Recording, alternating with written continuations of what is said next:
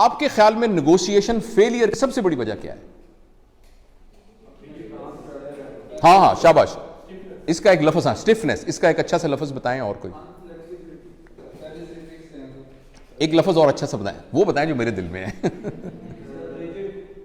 Ego. Ego. तो मेरे जाती ख्याल के अंदर लीडर की कोई ईगो नहीं होती, लीडर की बेइज्जती नहीं होती, बेइज्जती होती नहीं उसकी। क्योंकि आपको पता है बेइज्जती होती क्या है? नहीं, बेइज्जती जरा तो उसको समझिएगा जरा प्लीज, नाजुक बात है। ईगो, मेरी देखें, ईगो की 1000 डेफिनेशंस और होंगी।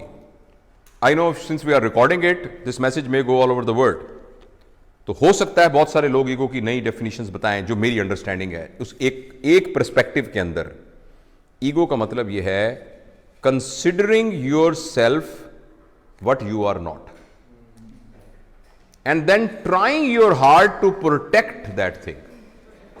अस्सी जट उन्ने हैं, अस्सी जट उन्ने हैं भाईजान, असी साडा यह अकीदा है। मैं head of the department of surgery हूं। Are you head of department of surgery? अगर अभी आपका एक्सीडेंट हो जाए, अल्लाह नाम, किसी का एक्सीडेंट हो जाए और उसको हेड इंजरी होके और वो वेंट के ऊपर पड़ा हो, किधर गया head of department of surgery भाईजान? It's only a software which is in your mind. किधर गया?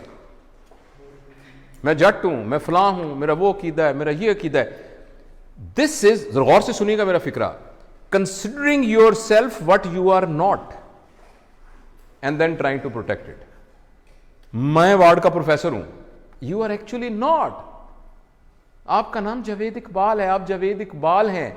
आपको रिस्पॉन्सिबिलिटी दी गई है head of department of surgery की, जो कुछ अरसे के बाद आपसे ले ली जाएगी, और आपसे पहले भी एक बंदे को दी गई थी। So if I am head of department of surgery, I forget that I am Javed Iqbal.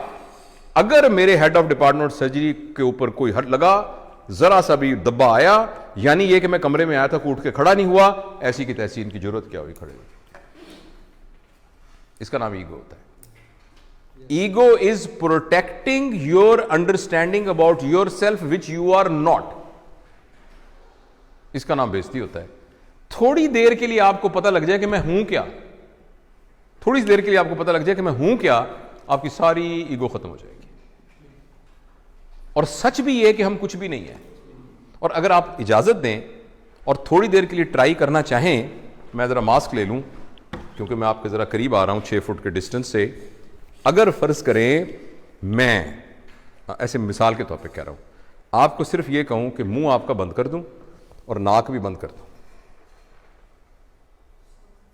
सिर्फ आपको पता है हवा के अंदर ये जो मॉलिक्यूल फिर रहा है ऑक्सीजन का, जो कि हवा से निकल के आपके नाक के थ्रू आपके लंग्स में गया और लंग्स से फिर आपकी मेम्ब्रेन से क्रॉस होता हुआ ब्लड में गया और ब्लड से आपके ब्रेन में गया और आप अलर्ट हुए, इसको कितनी देर के लिए रोक लें, the human being will become a carrot, जिसको वेजिटेटिव फॉर्म कहते हैं। आपने सुना वेजिटेटिव फॉर्म? वो वेजिटेबल क्या होती है? कैरेट होती है ना, मूली और गाजर होती है। तो एक इंसान को मूली और गाजर बनने में आपको हैरानी होगी 4 मिनट का फासला है। उस 4 मिनट की रस्सी के ऊपर आप कह रहे हैं मैं बड़ी शाय भाई, मैं बड़ा बदमाश है इलाके का, मेरी भी कोई इज्जत है, मेरी भी कोई ताकत है। क्या इज्जत है आपकी? हैसियत क्या है? वही बात समझ रहे हैं आप? हाँ जी। मैं आपको असहाबा के वाकयात में से एक वाकया सुनाता हूं। हाँ, सारे नीचे पड़े थे। अल्लाह ने तरबियत का एक निज़ाम बनाया हुआ है। नबी करीम सल्लल्लाहु अलैहि वसल्लम के ज़माने के काफ़ी ज़माने के बाद जब लोगों के पास पैसा वैसा आ गया था, थोड़ी हुई थी, तो एक ज़माने के, पता है उस्मान का ज़माना था या अली का या बकर का रज़वानुल्लाह अलैहिम अजमईन, तो किसी बात पर एक सहाबी ने कहा मेरी भी कोई इज्जत है। तो एक सीनियर सहाबी पड़े थे, उन्होंने उनकी दाढ़ी पकड़ ली था। कहने लगे तुमने क्या कहा? ये क्या कहा तुमने? तुमने सुना नहीं इज्जत तो अल्लाह और अल्लाह के नबी की है, कि तुमने कैसे कह दिया? एकदम ना उसके हाथ काटन कांप रहे, वो तरबियत याफ्ता लोग थे, वो टांगे कांपनी शुरू हुई। उसने कहा मुझे माफ करें, ये कैसे मेरे दिल में क्या आ गया? और हम कह रहे हैं मेरी बेइज्जती हो गई क्योंकि मैं वार्ड का असिस्टेंट प्रोफेसर हूं। राइट? जो ट्रू लीडर होता है ना, ट्रू लीडर, वो अपने आप को फॉल्स आइडेंटिफिकेशन से बचा के रखता है। वो ये कहता है कि मैं यहां का लीडर हूं, मेरी रिस्पॉन्सिबिलिटी में ये आया है, मैं ये नहीं हूं जो सही लीडर है। तो उसके अंदर ईगो नहीं होती। जब ईगो नहीं होती तो बेइज्जती नहीं होती। तो मैं अगर कोई भी उठ के खड़ा नहीं हो रहा, मैं तो अपने आप को समझ नहीं रहा इस काबिल के मेरे लिए कोई खड़ा हो, तो मैं तो महसूस भी नहीं करूंगा इस बात को। अगर मैं ये समझ रहा हूं, और अगर मैं ये समझ रहा हूं कि नहीं मेरी एक हैसियत थी, उठ के क्यों लोग खड़े हुए, तो मेरी बड़ी बेइज्जती हो जाएगी। और इस बात पर कि आप उठ के खड़े नहीं हुए, हो सकता है मैं नहीं वर्कशॉप लेता। ये तो बैच ही बड़ा अजीब है जी, उठ के खड़ा ही नहीं हुआ ऐसा। ये डिपेंड